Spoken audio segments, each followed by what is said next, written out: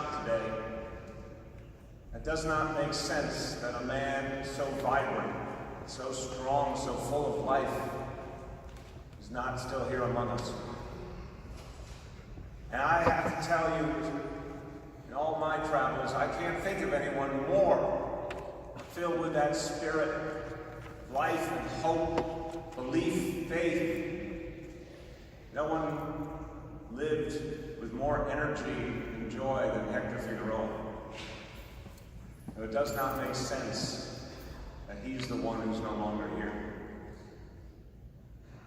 I want to thank everyone for gathering to celebrate his life, to honor his legacy, and to take the baton from him, to pick up the torch, to continue on, because one thing we know about Hector, he would have insisted that we all carry on the struggle.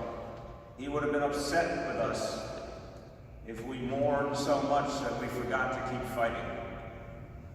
Hector did so much for so many. He touched every corner of this city. His impact was felt all over this nation. I offer my personal condolences, but I also offer condolences for 8.6 million New Yorkers, because this city became a better place from the moment Hector became a leader here, from the moment we felt his passion, his belief. I want to talk about him. I want to talk about the human being. I want to celebrate mi gran compañero en la lucha por los derechos de los trabajadores. A man who was a comrade in arms to all of us. Because that's how he lived. He lived with that sense of camaraderie, that sense of all the things we can do together. There was something wonderfully youthful in the hope that ran through everything he said. I met Hector almost 20 years ago. We came together on a mission for 32BJ. And at that point, 32BJ had many strengths, but it also had many challenges. And the question was whether this union could be all it might be. The question was whether it could become a stronger voice for workers, whether it could become something powerful in this city and beyond. And the path was not 100% clear by any means. It was the great unknown. And every time I met with Hector, he expressed this amazing optimism, the sense that we could do it no matter what the odds. He was never overawed by a challenge. He always believed we could find a way, and when you thought with Hector, when you strategized with Hector, when you put ideas on the table, they grew before your very eyes, because he had that kind of infectious passion. Some years ago, I remember when Hector started talking about something that was far from conventional. When he started talking about the $15 minimum wage. Let's all remember our history accurately. When Hector started talking about that, a lot of people thought it was a pipe dream. A lot of people thought it was a bridge too far. But you notice that Hector wouldn't let that doubt in. He projected a sense that victory would be ours. He projected a belief that it was right, it would come to pass, and others started to feel it. They gained confidence. They came to organizing fast food workers, fair scheduling. These are ideas that to so many people seemed impossible. That you could actually take a group of workers who for so long had been marginalized, had so little power, who moved around. How could you possibly build something that would be lasting? But Hector felt it could be. And the more he talked about it, the more people started to see it, the more the workers believed it could be. The more people started to gather around the idea. And every time I watched this same progression. Hector seeing something well before most of the rest of us believing it could happen, and maybe it was his passion, maybe it was his heart, maybe it was his mind, maybe it was the fact that Hector liked to talk a lot. He would just repeat and repeat and repeat. But he got you believing. Just weeks ago, we had a rally at City Hall for another idea that had never happened before in this country. And Hector was there with his passion, with that sense, let's break new ground, let's go where we've never gone before. And it was his turn to be the speaker. He spoke for a bit, but then he called one of his members forward. I remember in that moment thinking, that's Hector. He was not one to say the spotlight had to be just on him. In so many cases, he didn't want it on him at all. He wanted it on those he believed in so deeply. And that was a joyous moment. It was a moment of hope. That rally was on behalf of a piece of legislation that for the first time in American history would mandate and guarantee that all working people, by law, get 2 weeks of paid vacation every year. We need to pass that law this year in honor of Hector Figueroa.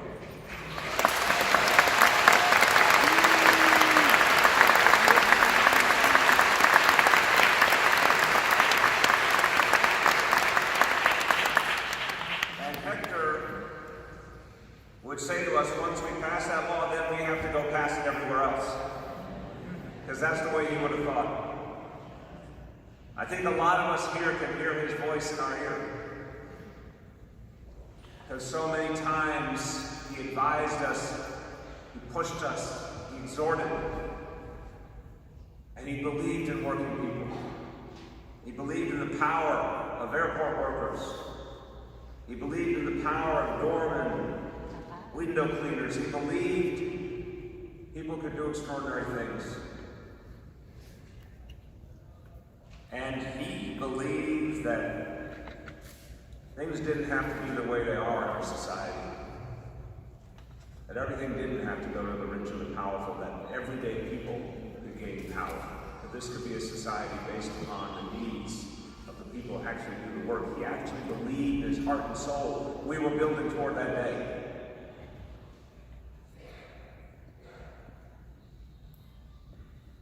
You knew him. You knew that he was a man of tremendous consistency. There are some, and we know them in our lives, who have great ideas for the world, but maybe aren't so focused on the people right in front of their face. And there's others who love their closest people, but don't think to try and move the bigger world. Hector was such an amazing example of someone who loved his family first and foremost, and brought the same kind of love to everyone else.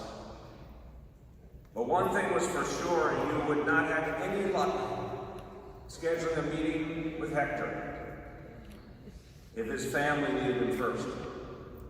If there was a parent-teacher conference or a dinner with his family, you always knew that's where he would be. And he told those stories, and it came through all the time that his family was the wellspring of his hope and his love. And we will carry on, all of us, Hector's vision for political change, for social change, but let's also remember to do what Hector would do and be there for this great family every step along the way as well. Deidre, thank you for all you did to inspire him, support him, love him. That joy you gave him, that joy you shared, you could feel it around him all the time. To Eric and Elena, who he loved so much, he admired so much, he bragged about so much. Eric, thank you. It's not easy to come up here and talk about your dad, but you did it with your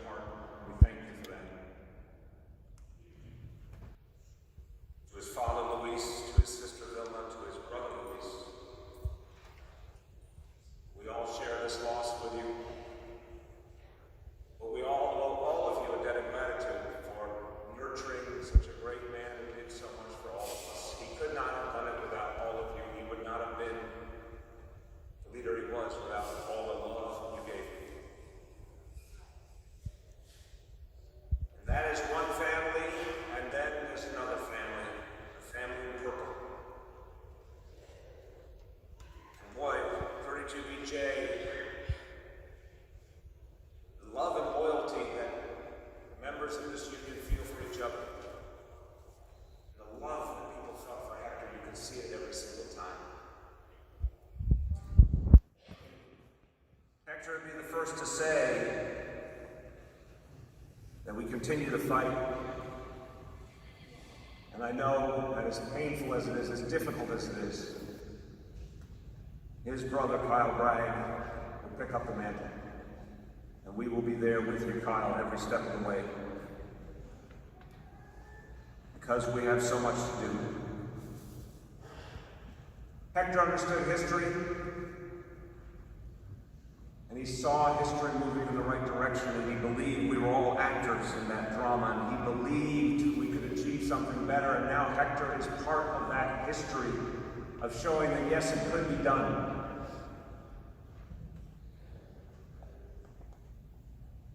Wherever that fight continues, you're going to feel his presence.